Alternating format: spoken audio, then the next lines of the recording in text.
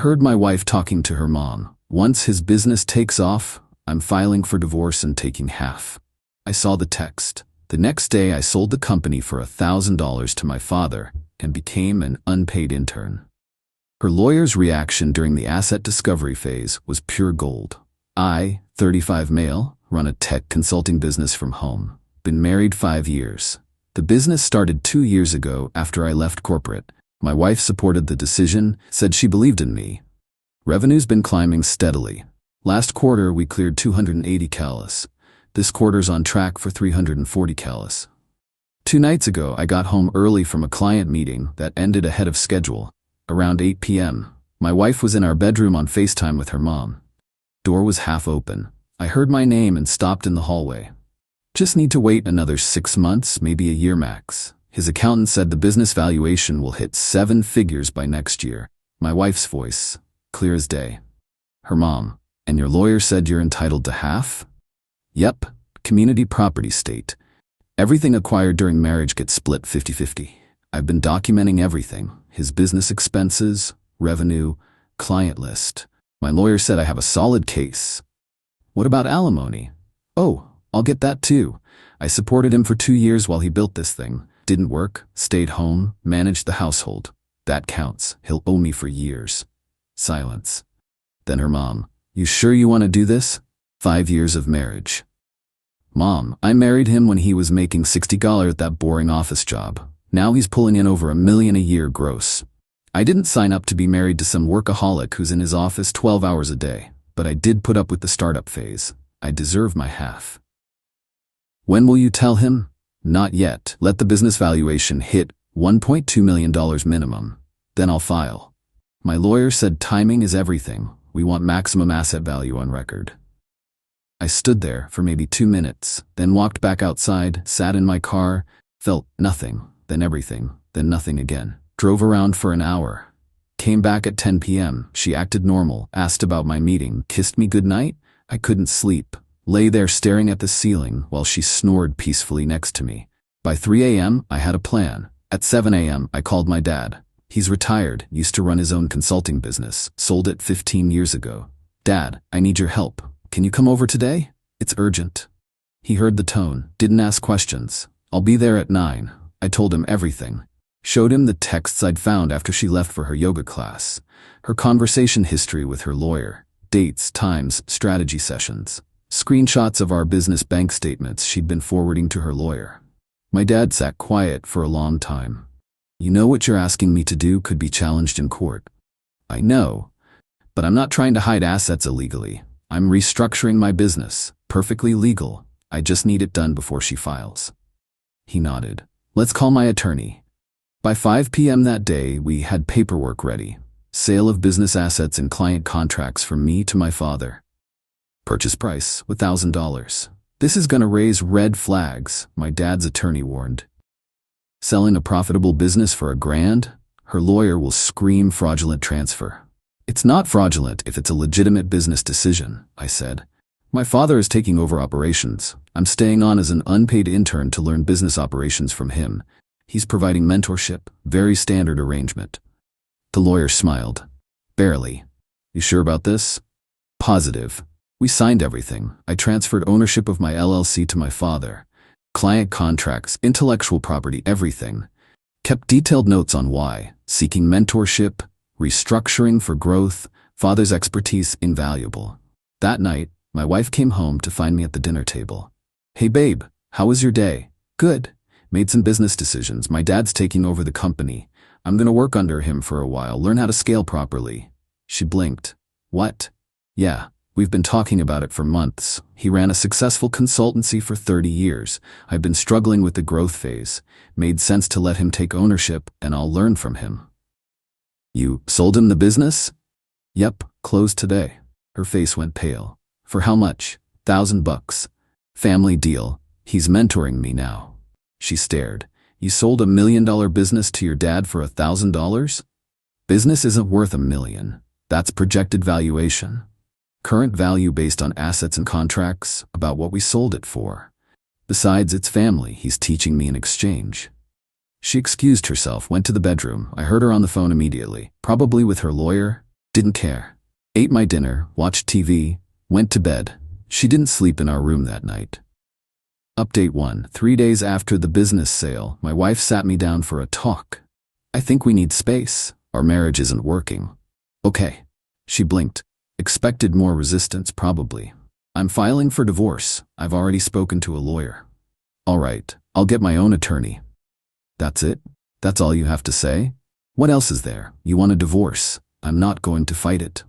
She looked almost disappointed. We'll need to divide assets. The house, savings, your business. My dad's business now. I don't own a company anymore. Her jaw tightened. We'll see what my lawyer says about that. She moved out 2 days later.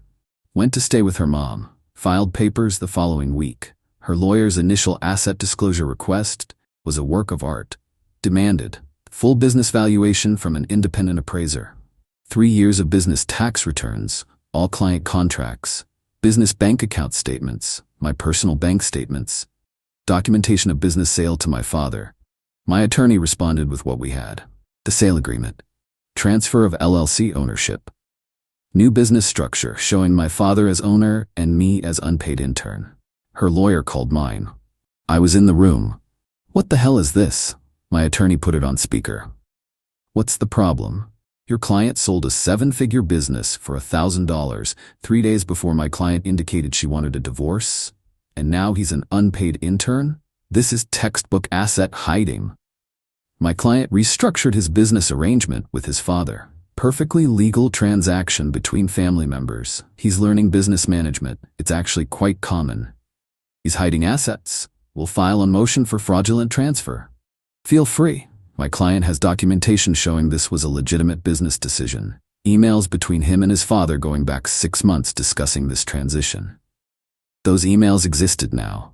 My dad and I had been thorough. Her lawyer sputtered. He makes 6 figures and you're claiming he's an unpaid intern? He's learning from his father. Family mentorship arrangement. Very standard. We'll subpoena the father. We'll get business records. You're welcome to try. The business belongs to my client's father now. It's not marital property. My wife's lawyer hung up. 2 weeks later, we got the motion. Her lawyer filed for an emergency hearing claiming I'd hidden assets. Demanded the business sale be voided, demanded temporary spousal support of $8,000 a month. The hearing was interesting. Her lawyer went hard. Your Honor, the respondent sold a profitable business worth over $1 million to his father for $1,000 days after his wife indicated she wanted space. This is clearly an attempt to hide marital assets. Judge looked at me. What's your response? My attorney stood. Your Honor, my client restructured his business with his father's mentorship. This was discussed for months prior to any marriage issues. We have documentation. Produce it. We did. Emails from 4 months prior. My dad and I discussing business growth struggles. Him offering to take over operations and mentor me. Long-term business planning discussions. Your Honor, her lawyer interrupted, these emails are obviously fabricated after the fact. Judge, do you have evidence they're fabricated? The timing is suspicious. Suspicious isn't evidence. Anything else? Her lawyer pivoted. He claims to be an unpaid intern, but the business generates significant revenue. Where's that money going? My attorney. To my client's father, who owns the business. And the father is just keeping it. It's his business. He can do what he wants with the proceeds. Judge looked at the papers. What's your current income? 0, Your Honor. I'm learning business operations from my father. How are you supporting yourself? Savings. My father occasionally helps with groceries. I'm living very modestly. My wife practically hissed from her side of the room. Judge, motion for voiding the business sale is denied pending further discovery. However, I'm ordering temporary spousal support of $2,000 per month based on marital lifestyle and your savings account balance. My attorney. Your Honor, my client has approximately $15,000 in personal savings. At $2,000 monthly, that's less than 8 months of support. Then he better find employment soon, or his father can pay him for his work. We left the courthouse. My wife was fuming in the parking lot. You think you're so smart? My lawyer's gonna tear your little scheme apart. It's not a scheme, it's a business restructuring. You hid assets, you're gonna pay for this. I didn't hide anything. I sold my business. That's legal. Her mom appeared from her car. You're a snake. My daughter supported you. Your daughter was counting down days until my business hit a certain valuation so she could take half. I heard the conversation, saw the texts. Her mom's face went red. You were spying on her? I walked into my own house and heard you two planning my financial destruction. That's not spying, that's awareness. We'll get a forensic accountant. We'll prove fraud.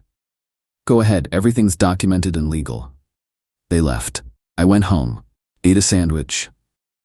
Felt weird, not happy, not sad, just in motion.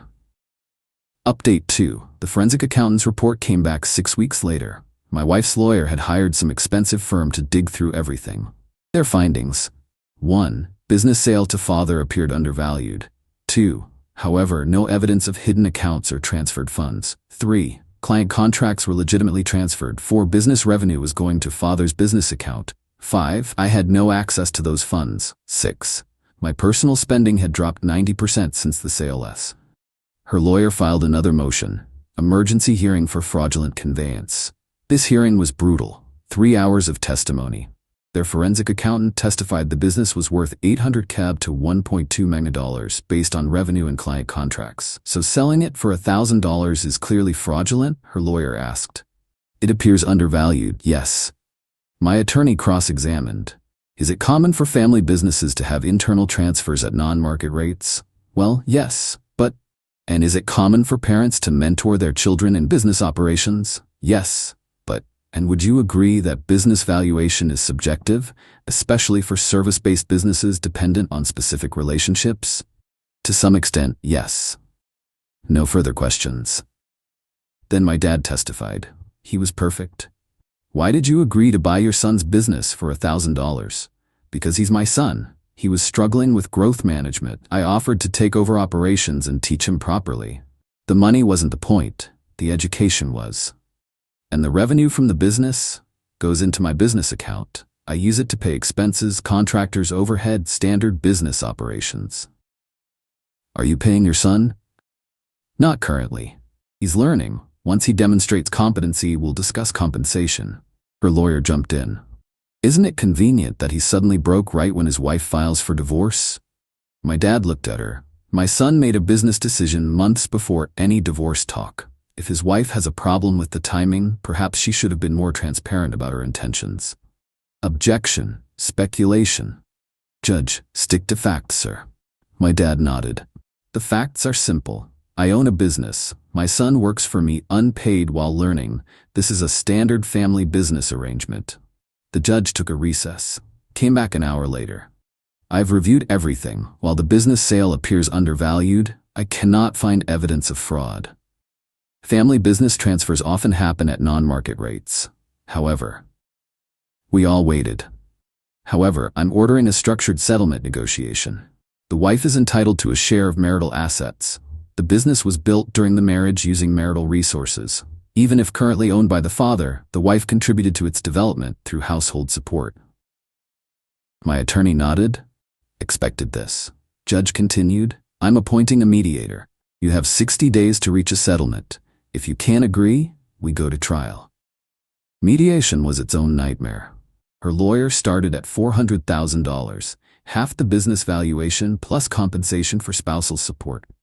My attorney countered, the business was sold for $1,000. That's the documented value. We'll offer $50,000 from my client's father's proceeds as a goodwill settlement. Her lawyer laughed. Goodwill? Your client committed fraud. Prove it. We went back and forth for 3 sessions. Her lawyer brought in her mom as a witness to the planning conversations. She talked about divorce for months. She knew about the business value.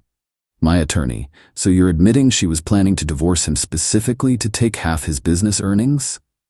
Her mom stumbled. That's not, she was just being practical. Practical about planning a divorce around maximum asset extraction? Her lawyer objected. We moved on. Eventually numbers started getting real. She wanted $300. We offered $75. She came down to $250K. We went to $100K. Her lawyer pulled her aside. Loud whispered conversation. My client needs to know where this money is coming from. My client's father will pay it from business proceeds. Why would he do that? Because it'll end this litigation and let everyone move on. They huddled again. Her face was red, angry, realized she wasn't getting her big payday. We'll accept $175,000. That's our final offer. My attorney looked at me. I nodded to my dad. He nodded back. Deal. But it's structured. $75 at signing, $50 in 6 months, $50K in 12 months. No. Lump sum. Structured or no deal. My client's father doesn't have $175K liquid. Lie. But whatever. More huddling. She looked desperate now. Probably had debts. Probably promised her lawyer a big payout. Fine. Structured. We signed papers 2 weeks later. Divorce finalized simultaneously. No alimony beyond the settlement because I had no income. She got her car paid off, $8,000 from our savings, and the structured $175. I kept the house, had to refinance to remove her name, paid her $25 for her equity stake. The whole process took 7 months. Update 3. Final. It's been 4 months since the divorce finalized. Time for the actual resolution. That $175K my dad paid her came from his savings, not business proceeds. I'm paying him back slowly. We have a legal loan agreement, interest-free family loan, totally legitimate, tax documented. The business? Still my dad's on paper. I'm still technically an unpaid intern, but we have a buyback agreement. In 3 years, I buy it back from him for $1,000. Everything's documented through his attorney. When I do, I'll have a successfully learned business with 3 more years of revenue growth that was never part of my divorce. Meanwhile, I have gotten paid. Sort of. My dad hires me as a contractor occasionally. $3,000 here, $5,000 there. For special projects. Keeps me fed without triggering post-divorce support modifications. My ex-wife? Last I heard through mutual acquaintances, she burned through most of the settlement money. Apparently she had credit card debt I didn't know about. About $40K worth. That ate a big chunk. Then she took a recovery trip to Europe with her mom. Another $15 gone. She's working now. Some retail management position. Makes about $45 a year. Lives in a small apartment. Her mom apparently complains constantly about how I ruined her daughter's life. The irony isn't lost on me. Here's the thing though, this wasn't a clean win. The $175K my dad paid hurt. That was real money from his retirement savings. Yeah, I'm paying him back, but it'll take years. The legal fees were $28,000 on my side. The stress aged me. I lost 15 pounds during the divorce. Good weight, but still. And I live differently now. Smaller, quieter. I don't make big purchases, don't talk about money, keep everything close.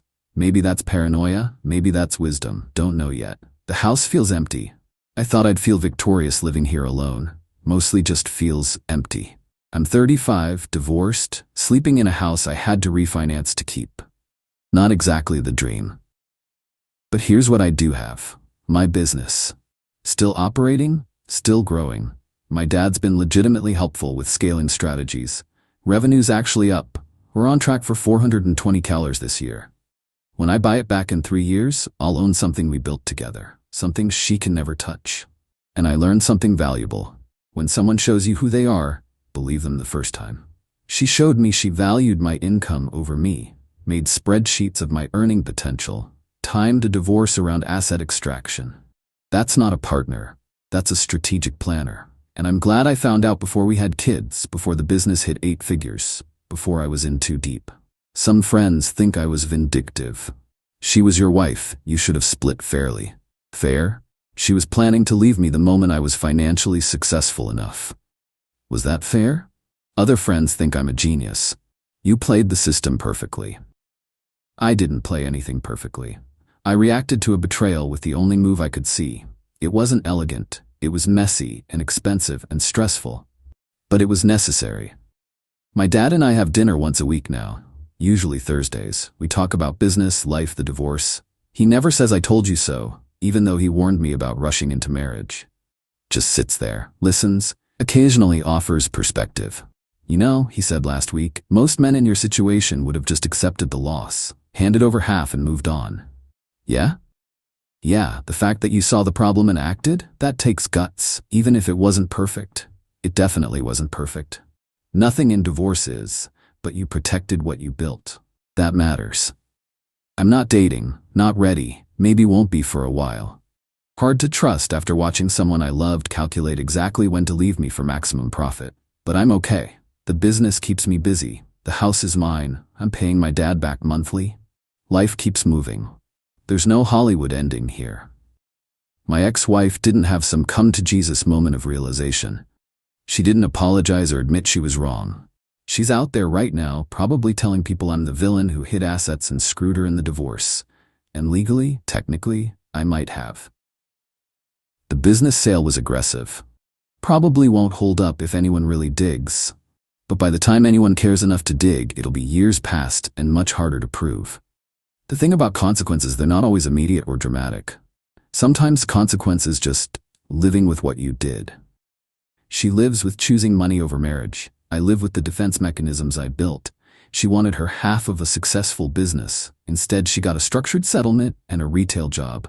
I wanted a partner who valued me over my bank account. Instead, I got an empty house and trust issues. We both lost things. The difference is, I still have my business. And that's enough. The intern position ends in November when I complete training.